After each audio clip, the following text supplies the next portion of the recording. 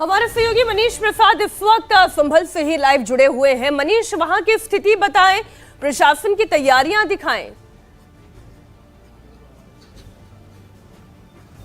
मीनाक्षी, ये रायन बुजुर्ग गांव है और यहाँ ये असमौली थाना क्षेत्र संभल के इलाके में आता है।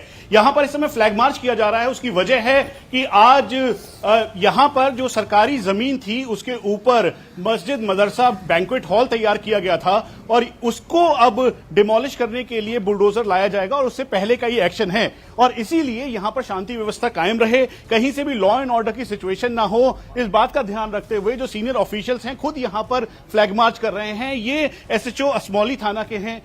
कितनी यहाँ पर मस्जिद या फिर जो और जमीन है वो इस समय उसे बुलडोज किया जाएगा? आपने क्या पहले बताया था लॉ एंड ऑर्डर मेंटेन करने के लिए क्या कर रहे हैं? नहीं, सभी को पूर्व में यहाँ पर मीटिंग लेकर जो भी संभ्रांत व्यक्ति हैं उनको सभी को अवगत करा दिया गया था।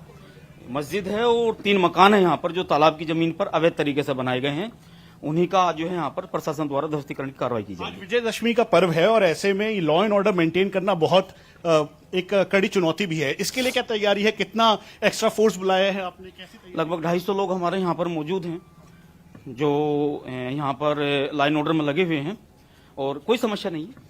अब आप देखें तो यहाँ पर ये फ्लैग मार्च किया जा रहा है उत्तर प्रदेश पुलिस और साथ में पीएससी के द्वारा, और चारों तरफ ये हिदायत दी जा रही है कि कहीं से भी कोई भी उपद्रव ना मचे। जो लोग हैं उनको अंदर रहने के लिए कहा गया है, क्योंकि अब से कुछ देर बाद यहाँ पर पूरा बुलडोजर एक्शन होगा। लोगों को बताया जा रहा है, कहा जा रहा है कि वो दरवाजे बंद रखें, कहीं से भी कोई रोड पर ना आए, उपद्रव करते हुए ना दिखे। जो छत है उनके ऊपर भी पुलिस कर्मियों को तैनात किया गया है। जो छत है या फिर ड्रोन की नजर से भी आप इसको मॉनिटर कर रहे हैं, देख रहे हैं, क्योंकि पिछले दिनों जब देखा गया था तो पत्थरबाजी की संभावनाएं जताई गई थी और कई सारी बातें कही गई थी। नहीं, सुरक्षा के मद्देनजर छतों पर भी हमारा फोर्स लगा है, ड्रोन कैमरे की भी हमने मदद ली है, लेकिन पूर्व में ही हमने यहाँ पर मीटिंग की है और जो संभ्रांत व्यक्ति हैं गांव के, सभी ने हमें आश्वस्त किया है कि हमारा पूर्ण सहयोग रहेगा इसमें। और इसके साथ साथ आप देखें तो यहाँ पर चारों तरफ आप एक बार देख लीजिए तस्वीर के तौर पर, ठीक सामने जो उत्तर प्रदेश पुलिस के जवान हैं वो अपनी गाड़ी के साथ, बंदोबस्त के साथ चारों तरफ इधर फैले हुए हैं। ये जो रायन बुजुर्ग एरिया है, यहाँ पर जितने भी लोग हैं उनको बार बार ये कहा जा रहा है कि वो अंदर की तरफ रहे, कोई भी बाहर की तरफ ना रहे। जो लोग यहाँ पर हैं उनको कह रहे हैं कि वो अंदर की तरफ जाए, बाहर की तरफ ना जाए। और इसके साथ साथ जो चारों तरफ का एरिया है वहां पर कोई भी उपद्रव की संभावनाएं बिल्कुल भी ना हो।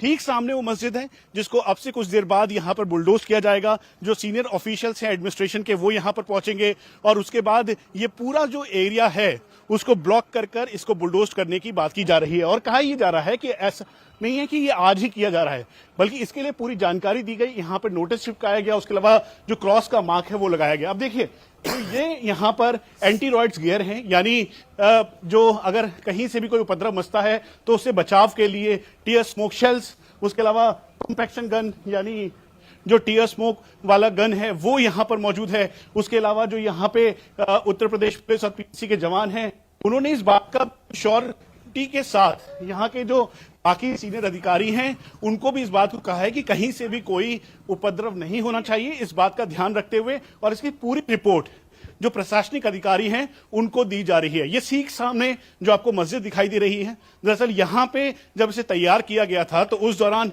ये कहा गया कि इसमें काफी अनियमितताएं थी और ये सरकारी तालाब की जमीन थी।